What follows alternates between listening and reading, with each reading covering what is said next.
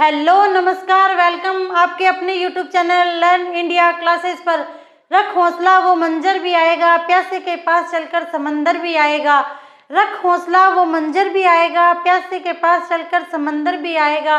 थक कर ना बैठ ए मंजिल के मुसाफिर, मंजिल भी मिलेगी और मिलने का मजा भी आएगा। इसी के साथ हम अपने आज की कक्षा की शुरुआत करते हैं। हम अपनी पिछली कक्षाओं में व्यवसायिक संगठन का अर्थ और विशेषताओं के बारे में पढ़ा था, उसके प्रकार के बारे में बात कर रहे हैं। तो उसके व्यवसायिक संगठन जो होता है वह मुख्यतः 3 प्रकार का होता है।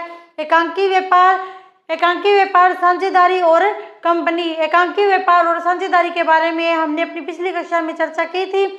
हम अपने इस कक्षा में कंपनी के बारे में पढ़ेंगे। कंपनी का क्या अर्थ है? कंपनी का क्या अर्थ है? कंपनी अधिनियम 2013 की धारा 220 के अनुसार कंपनी अधिनियम 2013 की धारा 220 के अनुसार कंपनी जो है वह एक पंजीकृत व्यक्ति होती है। इसका एक अलग अस्तित्व होता है तथा इसमें समूह में सभी व्यक्तियों द्वारा अंशों के द्वारा इस कंपनी का संचालन किया जाता है। तो कंपनी जो है वह एक पंजीकृत व्यक्ति होती है जिसका कि किसी न किसी कानून के अंतर्गत उसे रजिस्ट्रेशन करवाया जाता है, उसे कंपनी कहा जाता है। कंपनी जो होती है वह पंजीकृत व्यक्ति होती है और उसका रजिस्ट्रेशन करवाया जाता है कंपनी अधिनियम की धारा 220 के अनुसार। इसके बाद कंपनी की क्या क्या विशेषताएं हैं? सबसे पहले कंपनी जो है वह कृत्रिम वैधानिक व्यक्ति होती है। कंपनी जो है वह एक कृत्रिम वैधानिक व्यक्ति होती है। कंपनी का खुद का अस्तित्व होता है, लेकिन जो कंपनी है उसमें कार्य व्यक्तियों के द्वारा किया जाता है। तो इसका एक कृत्रिम यानी कि एक तो होता है मानव का अस्तित्व होता है और एक होता है कृत्रिम अस्तित्व। तो कंपनी जो है उसका कृत्रिम वैधानिक अस्तित्व होता है। इसके बाद अमूर्त व्यक्ति। कंपनी जो है वह एक अमूर्त व्यक्ति है, यानी कि कंपनी जो है वह चल नहीं सकती है, वह खाना नहीं खा सकती है। कंपनी एक अमूर्त व्यक्ति है, लेकिन कंपनी के द्वारा व्यवहार किया जा सकता है, कंपनी के द्वारा कार्य किया जा सकता है और इसमें अंशों को जारी किया जा सकता है। कंपनी में अंशों को जारी किया जा सकता है, ऋण पत्रों को जारी किया जा सकता है, इसके द्वारा लोन लिया जा सकता है। सभी कार्य कंपनी के द्वारा किए जा सकते हैं, लेकिन कंपनी जो है वह एक अमूर्त व्यक्ति होती है। इसके बाद सदस्यों के पृथक अस्तित्व। कंपनी का अस्तित्व जो है वह सदस्यों से पृथक होता है, यानी कि अगर मान लो कोई कंपनी है, अगर उसमें सदस्य जो है वह निरंतर बदलते रहते हैं, क्योंकि जिस व्यक्ति ने अंश खरीदे हैं वह व्यक्ति उसका सदस्य हो जाता है। अगर किसी सदस्य की मृत्यु हो जाती है तो कंपनी जो है वह अलग होती है और वह सदस्य जो अलग होता है, इससे कंपनी के ऊपर कोई इफेक्ट नहीं पड़ता है। इसके बाद है सार्वभौमिक मोहर। कंपनी की एक सार्वभौमिक मोहर होती है और उसी मोहर के द्वारा ही कंपनी को जाना जाता है। तो कंपनी की एक सार्वभौमिक मोहर होती है। शाश्वत अस्तित्व। कंपनी का शाश्वत अस्तित्व होता है। शाश्वत अस्तित्व का मतलब है कि अगर कंपनी के जो सदस्य जो है, सभी सदस्य कंपनी को छोड़कर चले जाएं, मान लो कोई भी सदस्य उस कंपनी के अंदर नहीं है, तो भी वह कंपनी जो है वह समाप्त नहीं होती है, क्योंकि कंपनी का खुद का एक अस्तित्व होता है। उसे सदस्यों के द्वारा नहीं जाना जाता है, सदस्यों की पहचान उससे नहीं होती है, बल्कि कंपनी के जो सदस्य जो है उनकी पहचान कंपनी से होती है। तो कंपनी का एक शाश्वत अस्तित्व होता है। इसके बाद सदस्यों का दायित्व सीमित। कंपनी में सदस्यों का दायित्व उनके अंशों तक सीमित होता है। कंपनी के सदस्यों का जो दायित्व है वह उसके अंशों तक सीमित होता है। जितने मान ले सदस्यों के अंश है, सदस्यों के पास 1000 अंश है, तो सदस्यों का दायित्व जो है वह उस तक ही सीमित होता है। इसके बाद है सार्वजनिक बैंक में चालू खाता। कंपनी का खुद का एक चालू खाता होता है। कंपनी का खुद का एक चालू खाता होता है और उसी कंपनी के नाम से जो सार्वजनिक बैंक जो होता है उसमें एक चालू खाता खुलवाया जाता है और उस खाते में ही डेबिट और क्रेडिट किया जाता है और वो खाता जो होता है वह कंपनी के नाम से होता है। तो सार्वजनिक बैंक में कंपनी का एक चालू खाता होता है। इसके बाद है कंपनी का प्रबंधक एवं नियंत्रक अलग अलग होता है। प्रबंधक कंपनी में प्रबंधन करने वाले अलग होते हैं, उसके सदस्य अलग होते हैं, उस पर नियंत्रण करने वाले अलग होते हैं। ये होती है कंपनी की विशेषताएं। इसके बाद है कंपनी कितने प्रकार की होती है। भारत में कई प्रकार की कंपनियां है जो कि निम्न है। सबसे पहले एकल स्वामित्व वाली कंपनी। एकल स्वामित्व कंपनी में होता है कि अगर इसमें किसी एक व्यक्ति के द्वारा ही किसी कंपनी की स्थापना की जाती है तथा उसी के द्वारा ही उस कंपनी का संचालन किया जाता है। एकल स्वामित्व वाली जो कंपनी होती है उसमें न्यूनतम सदस्य 1 होता है और अधिकतम सदस्य 200 होते हैं। एकल स्वामित्व वाली कंपनी में न्यूनतम सदस्य 1 होते हैं और अधिकतम सदस्य जो होते हैं, अधिकतम सदस्य 200 होते हैं। 200 से अधिक एकल स्वामित्व वाली कंपनी में सदस्य नहीं हो सकते हैं। इसके बाद है निजी कंपनी। निजी कंपनी जो होती है इसमें कई सारे व्यक्तियों के द्वारा मिलकर एक कंपनी की स्थापना की जाती है और निजी कंपनी में न्यूनतम 2 सदस्य होते हैं और अधिकतम सदस्य जो होते हैं वह 200 हो सकते हैं। और निजी कंपनी में निदेशक यानी कि जो डायरेक्टर होते हैं वह भी 2 होते हैं और अधिकतम 15 हो सकते हैं। निजी कंपनी में सदस्य जो है न्यूनतम 2 और अधिकतम 200 और जो डायरेक्टर जो होते हैं वह न्यूनतम 2 और अधिकतम 15 हो सकते हैं। इसके बाद है सार्वजनिक कंपनी। अगर किसी कंपनी की स्थापना सरकार के द्वारा की जाती है, सार्वजनिक रूप में की जाती है और इसके अंत में लिमिटेड शब्द लगा होता है, सार्वजनिक कंपनी के अंत में लिमिटेड शब्द का प्रयोग किया जाता है तो उसे सार्वजनिक कंपनी कहा जाता है। सार्वजनिक कंपनी जो होती है इसमें सदस्यों की न्यूनतम संख्या जो है वह 7 होती है। सार्वजनिक कंपनी में सदस्यों की न्यूनतम संख्या जो है वह 7 होती है और जो अधिकतम संख्या है वह 15। अधिकतम संख्या जो है वह अंशों के बराबर हो सकती है।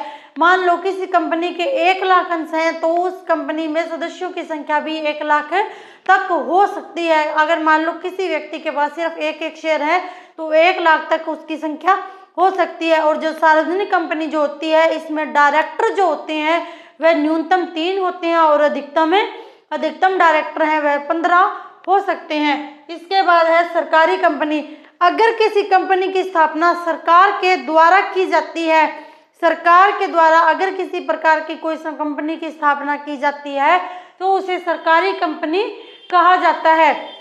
इसमें सदस्यों की संख्या का निर्धारण भी सरकार के द्वारा ही किया जाता है। इसके बाद आता है वैधानिक कंपनी। वैधानिक कंपनी से अभिप्राय है कि कोई स्पेशल नियम जो होता है उस स्पेशल नियम को पारित कर अगर किसी कंपनी की स्थापना की जाती है तो उसे वैधानिक कंपनी कहा जाता है। स्पेशल नियम कोई विधानसभा और विधानमंडल के द्वारा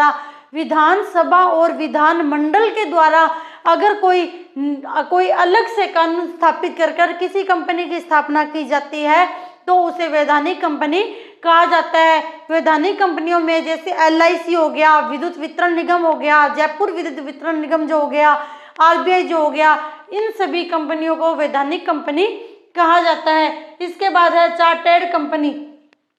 चार्टर्ड कंपनी होती है मान लो जहां पर राजाओं के द्वारा आदेश देकर किसी कंपनी की स्थापना की जाती है तो उसे चार्टर्ड कंपनी कहा जाता है। जैसे इंग्लैंड में राजाओं वाली प्रथा चलती है, हमारे इंडिया में नहीं चलती है, लेकिन इंग्लैंड में राजाओं वाली जो प्रथा चलती है उसके अंतर्गत किसी कंपनी की स्थापना की जाती है तो उसे चार्टर्ड कंपनी कहा जाता है। और हमारे भारत में यह चार्टर्ड कंपनी जो है यह हमारे भारत में किसी भी तरीके से लागू नहीं होती है।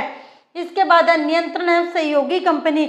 मान लो कोई कंपनी है वह लॉस में चल रही है, कोई कंपनी अगर मान लो लॉस में चल रही है तो उस कंपनी में लॉस में चलने वाली जो कंपनी होती है उस कंपनी को कोई अन्य कंपनी परचेज कर लेती है, यानी कि उसके अंशों पर 51% से अधिक अधिकार कर लेती है। तो 51% से अधिक अधिकार अगर कंपनी के द्वारा कर लिया जाता है तो उस कंपनी के ऊपर जिस कंपनी ने जो शेयर परचेज किए हैं उस कंपनी का अधिकार हो जाता है, तो उसी कंपनी के द्वारा उस कंपनी का नियंत्रण किया जाता है। तो ये होती है नियंत्रण एवं सहयोगी कंपनी। इसके बाद है विदेशी कंपनी। विदेशों में स्थापित कोई कंपनी विदेशियों से स्थापित कोई कंपनी विदेशी कंपनी कहलाती है। यानी कि कोई कंपनी तो विदेश की है लेकिन उसने हमारे भारत में आकर अगर कोई व्यवसाय शुरू किया है तो उसे विदेशी कंपनी कहा जाता है। जैसे KFC हो गया, KFC जो है वह विदेशी कंपनी है, लेकिन उसने हमारे भारत में आकर व्यवसाय शुरू कर रखा है। तो यह है तो विदेशी कंपनी, लेकिन भारत के अंदर इस कंपनी की स्थापना की गई है। लेकिन जैसे ये सरकारी कंपनी है ना, इसमें भी 51% अंशों का, इसमें भी 51% अंश अगर सरकार के द्वारा खरीद लिए जाते हैं तो वह कंपनी जो होती है वह सरकारी कंपनी कहलाती है। ये हो गया विदेशी कंपनी। उसके बाद है भारतीय कंपनी।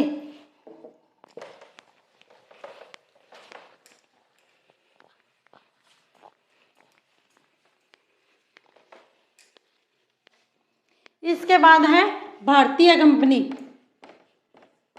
भारतीय कंपनी भारत में स्थापित कोई कंपनी जो होती है वह भारतीय कंपनी कहलाती है। भारतीयों के द्वारा भारत में अगर कोई कंपनी स्थापित की गई है तो उसे भारतीय कंपनी कहा जाता है। अगला है अंशों द्वारा सीमित कंपनी।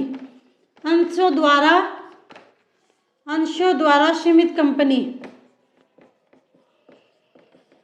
अंशों द्वारा सीमित कंपनी ऐसी कंपनी जिसमें सदस्यों का दायित्व जो होता है वह उसके अंशों तक सीमित होता है, तो वह अंशों द्वारा सीमित कंपनी कहलाती है। यानी कि अगर किसी अंशधारी ने 100 अंश खरीद रखे हैं तो उसका दायित्व जो है वह उस 100 अंशों तक ही होगा, उससे अधिक उसका दायित्व नहीं होगा। और हमारे भारत में ये अंशों द्वारा सीमित कंपनी ही लागू होती है। इसके बाद है गारंटी द्वारा सीमित कंपनी।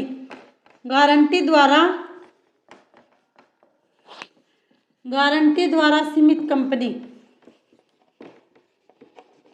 अगर कोई कंपनी गारंटी के द्वारा सीमित होती है, यानी कि कोई अंशधारी है, उसने ऐसे कह दिया कि अगर इस कंपनी में इतना लाभ होगा तो मैं अपना हिस्सा इतना ले लूंगा अंशों। गारंटी द्वारा सीमित कंपनी जिसमें किसी अंशधारी के द्वारा कोई गारंटी दी जाती है तो उस कंपनी को गारंटी द्वारा सीमित कंपनी कहा जाता है। और इसमें जो अंशधारी का दायित्व होता है वह उस दी गई गारंटी तक ही सीमित होता है। और एक होती है असीमित दायित्व वाली कंपनी। असीमित दायित्व वाली कंपनी। असीमित दायित्व वाली कंपनी कोई भी कंपनी जिसमें अंशधारियों का दायित्व उसके अंशों से अधिक हो जाता है तो उसे असीमित दायित्व वाली कंपनी कहा जाता है। लेकिन ये जो कंपनी है असीमित दायित्व वाली कंपनी, यह किसी भी प्रकार से चलन में नहीं है, क्योंकि प्रत्येक अंशधारी अपने दायित्व को सीमित करने की कोशिश करता है। तो इसी के साथ हमारे आज की कक्षा समाप्त होती है। Okay, thanks, like, share, subscribe. जय हिंद, जय भारत।